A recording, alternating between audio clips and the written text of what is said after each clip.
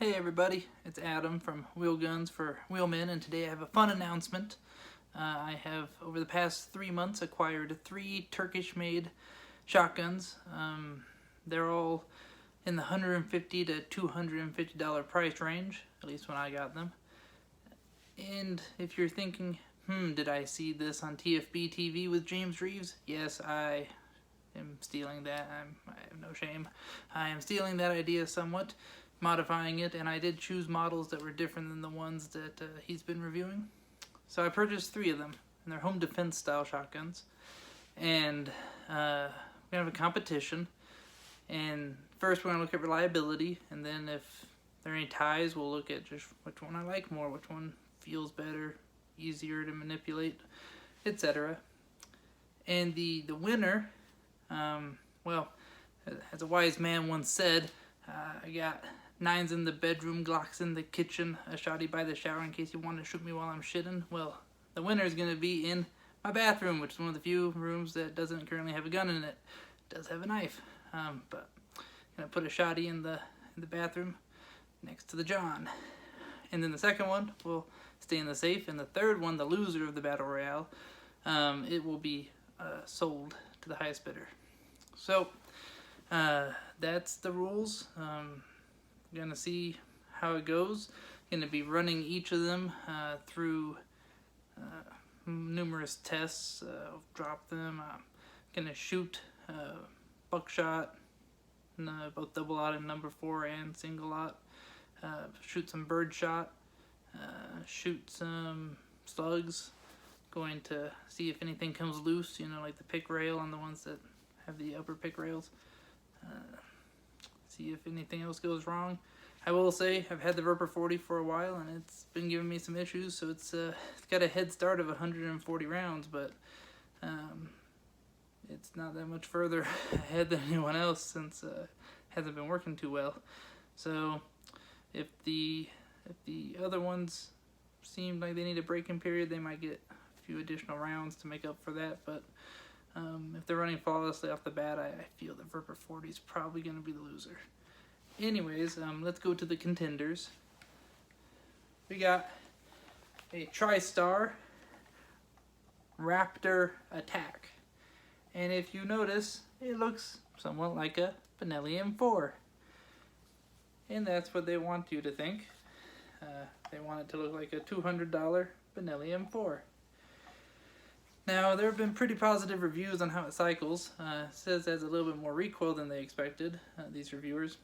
Well, I'll tell you right now, one, it's not a Benelli. It's made by Armsan, which is a Turkish company that's only been around for 15 years and is of decent quality.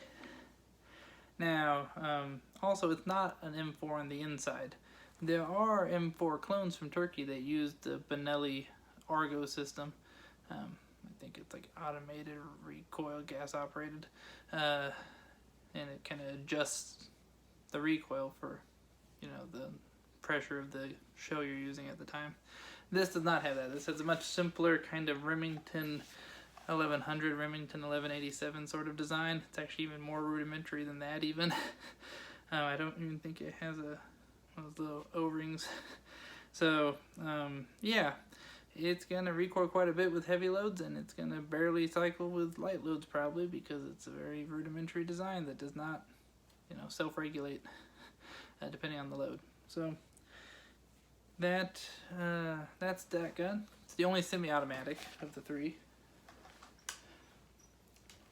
I will say the bolt cycles very smoothly. It's almost as nice as a Benelli M4 because I've cycled those.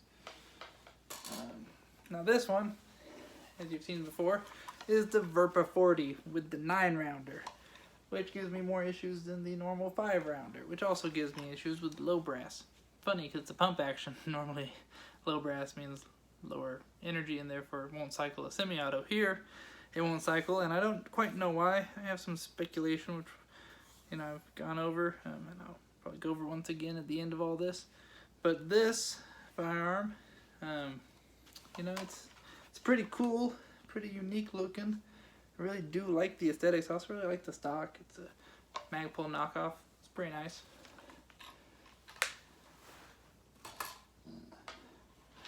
going back to the Tristar, it's also the only one with a pistol grip out of these three. Now, that's a Rock Island Imports. It's not made by Rock Island. In the Philippines, it's actually made by Daria, another Turkish company. This one's about 22 years old, maybe 23 years old now. A little bit better than the Arm Sand, who makes the Tristar. But their quality is also kind of mediocre. Now, the last one, which I have shot, both with this 18-inch barrel, which is what we'll be using for most of the tests, but also with the 28-inch barrel that it came with, which we will not be really showing. But I did shoot a round trap with it, cycled everything flawlessly. Also shot slugs and buckshot through it just a little bit when I got it for Christmas. I was excited. Those all seem to function okay, except for this one brand of shell does not cycle, but that's fine.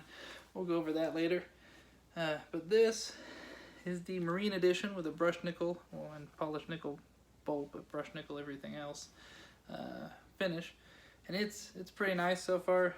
I would say initial impressions wise, it's my favorite, with the Tristar coming up second. The VRPA 40 in the rear, only because it's been giving me issues and I'm pissed off at it.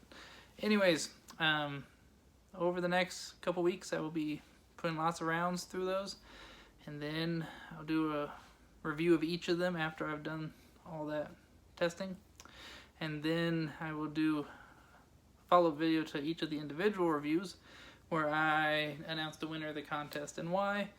And that will be the end of this series, but I think it'll be a pretty fun series, and I hope that everyone sticks around. Please like and subscribe. Thank you.